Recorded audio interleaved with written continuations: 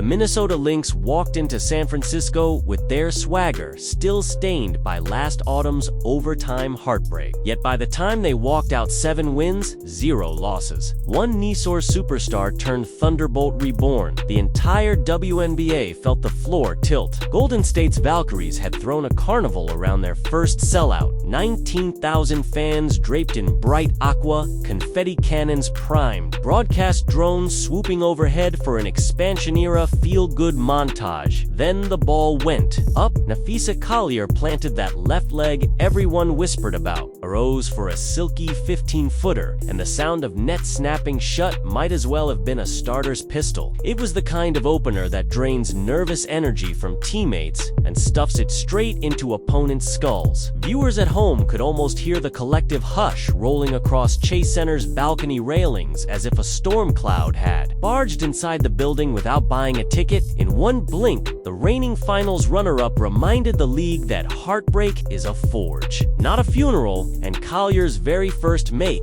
hinted at a night begging to be clipped, looped, and meme-stitched into highlight reels titled MVP Campaign Activated. That single jumper mattered because it delivered 3 parcels of news at once. Collier's knee soreness was obviously pain-managed, not crisis. Minnesota's offense could lean on her without a minute-restriction leash. State's dream of stealing validation points from a weary favorite would now have to survive a superstar steeped in vindictive purpose. The Valkyries did land an early Jabruki win. Kate Martin splashed to corner 3s. The crowd blew the roof clean off. First quarter graphics flashed Vox lead 19-17. Yet inside, Lynx huddles you could trace pulse rates by eye contact alone. No player's expression twitched. Cheryl Reeve, ever the stoic architect, told her team to tighten the angle, not the nerves. Translation: stop dying on pin downs. Rotate a beat sooner. Let a fence unfurl naturally. 6 possessions later, Courtney Williams drilled a right wing pull-up. Natisha Heedman ripped a swipe hand score, and the scoreboard resumed marching to a Minnesota cadence. But the real pivot arrived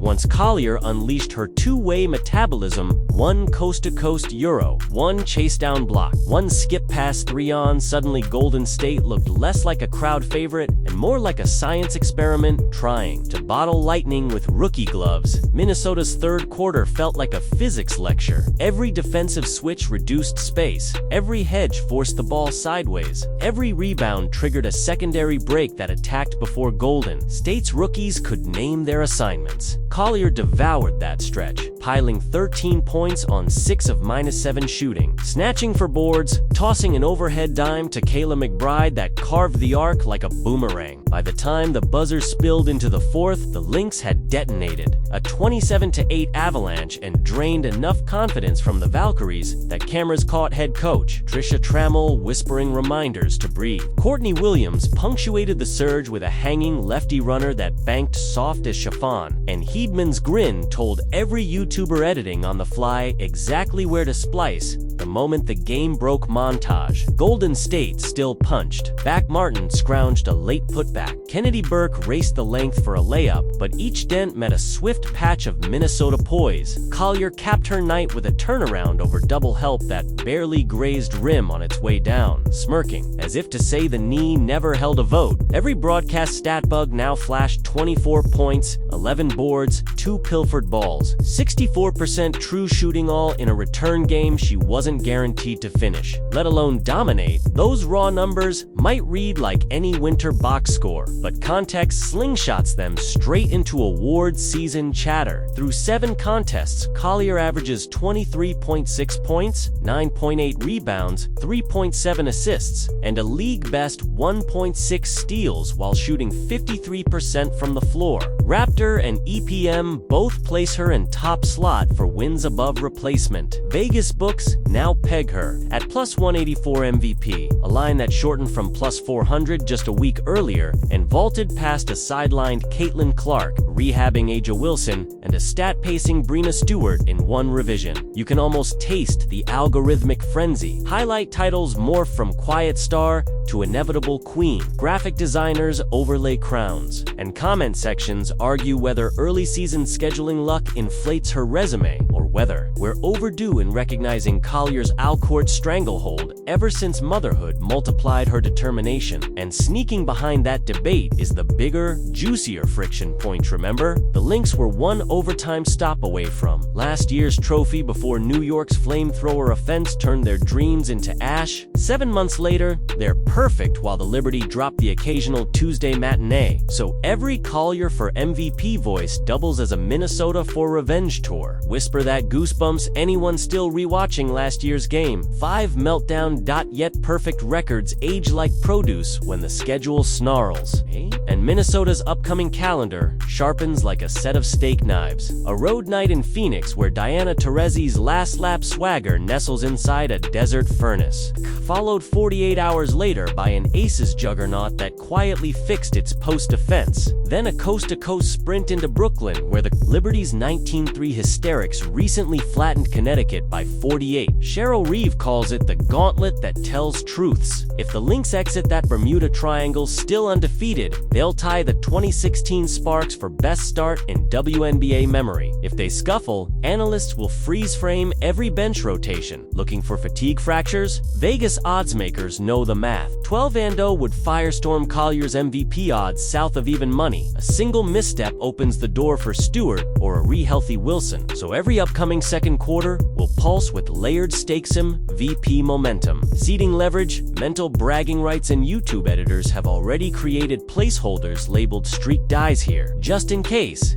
Inside Minnesota's practice facility. However, self-congratulation barely sniffs the air. Collier told reporters the locker room hasn't earned streamers. Courtney Williams calls the 7-0 record just 7 lines on a spreadsheet. Reeve plays the dual card of humility and paranoia, praising transition defense in one breath. Scolding bench lapses the next. Privately, the coaching staff obsesses over stamina through 7 games. Starters log 29 minutes per night, 4th highest league-wide. McBride's nurses plantar soreness. Heedman treats a sore thumb. And Williams drapes ice across both knees after every film session. Minnesota's brutalist half-court switching scheme gobbles energy. Reeve lifted concepts from FIBA footage of Spain's women's national team, tailored them to Collier's length, then hammered fundamentals until switching became second nature. But that system demands cardio tax. It chews hamstrings and calves. Can the Lynx sustain bloodthirst intensity across 4 games in 7 days without chipping muscle fiber? That physiological cliffhanger threads through every interview. Each answer a potential foreshadow if subtitles dissect micro-grimaces. Depth. 2. Shadows optimism. Minnesota's bench scored 14 total against Golden State, a worrying contrast to the Liberty of New York's flame-throwing reserves or Las Vegas's multifaceted second unit. General manager Claire Duelius monitors the overseas market for a 3-and-D wing. Ket. League cap quirks require releasing someone to create space. Ket roster calculus intersects with ego management cut, a locker room favorite, and morale may wobble just as schedule spikes. Reeve refuses to sacrifice chemistry at the altar of depth, reminding press that the 2011 title squad won rings with 7-woman rotations when stakes rose. History comforts fans but doesn't quiet message board speculation. Could the Lynx dangle a 2026 second-rounder for Phoenix shooter Carly Samuelson? Would the Sparks release a stretch big once playoff odds fade? Each rumor triggers new thumbnails. Secret weapon incoming or Lynx depth disaster looming. Lines of text engineered to bait both believers and doomscrollers. While front office spreadsheets hum, Collier herself becomes the gravitational center of broadcast storytelling. Commentators lean on her motherhood art training at dawn. Toddler clapping courtside, spouse Seton Keo capturing behind-the-scenes reels that melt hearts and juice engagement. Sponsors pivot from broad brand alignment to personal narrative partnerships. A diaper company signs a limited edition fee and me line. A tech startup outfits her home gym with smart floor sensors, filming collabs that double as performance science vignettes. Each activation multiplies her cues score, which circles back into MVP math visibility, influences voters' subconscious more than any analyst confesses. And still, inside those partnerships, Collier threads humility. She credits teammates. First, tags trainers in social posts, laughs at herself missing left-hand floaters in practice B-roll. That authenticity inoculates against backlash, and YouTube storytellers harvest the duality. Unstoppable competitor meets relatable working mom. Every clip of her sprinting back in transition, then kneeling on hardwood to hype on her daughter, detonates comment sections with MVP already. If Minnesota's brand stakes feel sky-high, consider Golden State's vantage point. The Valkyries' first expansion team in nearly a decade just collided with a litmus test that wrote headlines in neon. Kate Martin's hot start flickered into 14 points by half, yet she finished 16 on 4 of -12 because Minnesota suffocated first read actions. No shame rookie walls exist, but the tape now loops in every scouting room showing how to stifle the Vox motion sets. Golden State assistant Tanisha Wright lamented dead legs in rotation post-game, acknowledging that pro physicality slaps different than training camp scrimmages. The lesson for YouTube spin doctors: undefeated juggernaut sells. But expansion innocence sells too, especially when framed against Collier's storm. David meets Goliath narratives always attract both sides of the empathy spectrum. Different Saturday was that David briefly flashed a sling,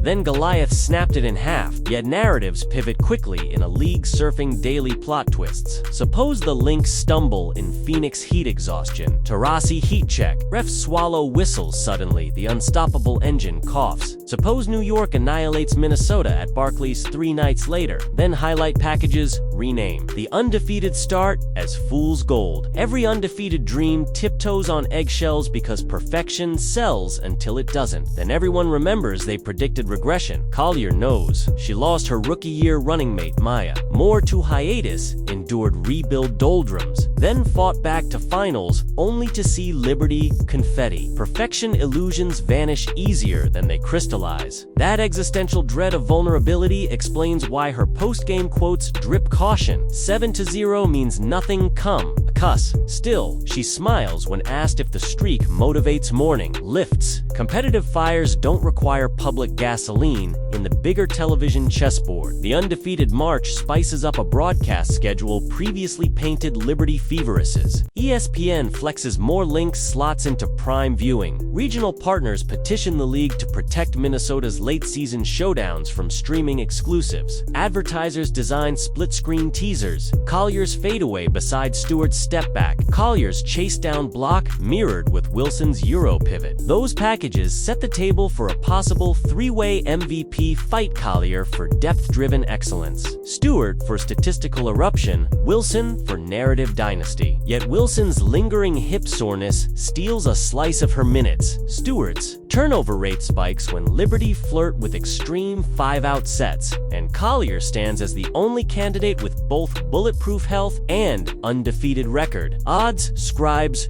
drool all the while. Minnesota feeds tension by erasing mid-range good not great looks and weaponizing rim protection without a true goon in the paint. Opponents manage a league-worst 28% from deep versus their closeouts. Testament to 5-player length choreography. Reeves film sessions track hot zone smother percentage, a proprietary stat measuring contested airspace within 2 feet of shooter release. Collier leads by miles. McBride sneaks second. Bench rookie Alyssa Pilley cracks top 5 despite smelling minutes sporadically. Such internal metrics leak just enough to stoke analytical Reddit threads that treat defense like conspiracy art. Statistics. Lore 1 audience slice. Slow-motion breakdowns of Collier stunting into passing lanes. Lore another. Every angle multiplies watch time, but numbers fade if war and tear wins the war. June's 4-7 gauntlet will shove ankles against tape jobs, test core stability, and challenge mental focus as flights hop time zones. Minnesota's training staff builds recovery pods in hotel ballrooms, compression sleeves, Normatec boots, blue light blocking goggles. Collier logs 8-hour sleep windows in ARA rings. Coaches fine players for late night caffeine. Key. They learned from last year's finals fade-out that micro-recovery means macro rings. Key, yet no device shields adrenaline spikes. If Phoenix drags them into overtime, cortisol floods muscles and elasticity dips 8% for the next 48 hours. On margins that small, undefeated illusions meet biological ceilings. Reeve preaches hydration as if it's a pre-game set. The players listen, but no one can schedule organic cold fronts. While the team stitches performance science into routine, social media does its chaos thing. Every Collier highlight spawns dueling comments. MVP inbound. Let's see. Her against Stewart. TikTok creators overlaid trap beats on her slow-motion Eurostep. Instagram fan pages post side-by-side baby photos of her daughter wearing miniature Lynx jerseys. Twitter stat sickos drop heat maps glowing red like nuclear sites around her sweet spots. One trending video shows Collier feeding her toddler Cheerios pregame, then cutting to her feeding the Valkyries a face-up bank shot. The like count balloons past 500,000 before second half starts. Naturally, YouTube search volumes for Collier highlights 2025 triple overnight, and SEO crawlers bump Lynx' undefeated streak into suggested queries for fans who only searched for Liberty a week ago. Algorithm synergy becomes an invisible sixth man, and overshadowed in that algorithmic roar is a sly subplot. The Lynx quietly lead the Western Conference Commissioner's Cup standings. Banking financial, bonuses players consider real money. Win the in-season pot and you pocket roughly 4% of a max salary. For bench contracts, that buys a down payment. So every zone rotation carries cash stakes beyond narrative bragging rights. That nuance seldom permeates highlight culture, yet players feel it. Test Collier's post-game smile when someone reminds her the cup final pays 15 grand per head. Watch starters tighten shoelaces before cup nights. Add that steak to the undefeated swirl, and you get a combustible potion, primed for mid-June fireworks. If the Lynx survive Phoenix and Las Vegas, the schedule funnels them into Brooklyn for a marquee that broadcasters now tout as Revenge 2.0. Collier versus Stewart. McBride chasing Ionescu around mazes. The underside storyline. Minnesota's defense ranks first. New York's offense first. Unstoppable force meets lock steel door. Should Minnesota prevail, revisionists will crown them favorites. If they fall, streak headlines die, but a bigger saga of potential trilogies sprouts seeds. Either path sells. Eventually, though, perfection always collides with imperfection. The 2016 Sparks hit 24 straight, then cracked. The 2018 Aces looked invincible until they weren't, so the wise fan savors the suspense of the unblemished. Climb because the descent writes its own brand of drama. Collier herself speaks like she's read the spoilers. We're hunting improvement, not records. Privately, she admits the MVP hype hums in earbuds, but she welcomes pressure, reminds her the league respects threat level. When the knee barked earlier last week, she spent off-day therapy laps visualizing foot placement angles. She insisted on pre-game floor time in San Francisco to reassure mental circuits before body circuits. That decision produced the baseline turnaround that sealed the win, and the way she jogged back on defense radiated still here, still lethal. Will Minnesota stay perfect? The next 2 weeks will threaten every ligament's patience. Kea, every bench sub's readiness, every YouTube comment's loyalty. But undefeated or not, Collier's ascension already cracks open the MVP race, forcing voters to weigh box score heft against intangible engine work. She leads her team in scoring, rebounding, steals, plus deflections that seldom reach stat sheets. She mothers a toddler, shoulders a franchise, and still dives for 50 to 50 balls in front rows. Those narrative fibers weave into voting ballots even before analytics confirm dominance. So if you're scripting videos, prepare dual endings, one where streak end ignites humility, one where perfection carves legend, because whichever arc reality chooses, Collier's year already burns bright enough to blind regrets. And remember. The subtle cliffhanger looming beyond streak math, Collier's Team USA invite. If she enters Olympic camp as undefeated linchpin, coaches may recalibrate rotations planned around Stewart Wilson nepotism. A gold medal shuffle ripples back to WNBA rest patterns, possibly handing Minnesota a fatigue edge post break. That's tomorrow's gossip grenade. Today's click magnet remains whether 7-0 blossoms into 12-0. Every quarter between now and then is broadcast dynamite. Watch the footwork, refresh the standings, keep your thumbnails half-rendered, because if this Lynx roar truly morphs into a perfect stampede, the league's hierarchy and maybe the MVP hierarchy could collapse like sand under thunder.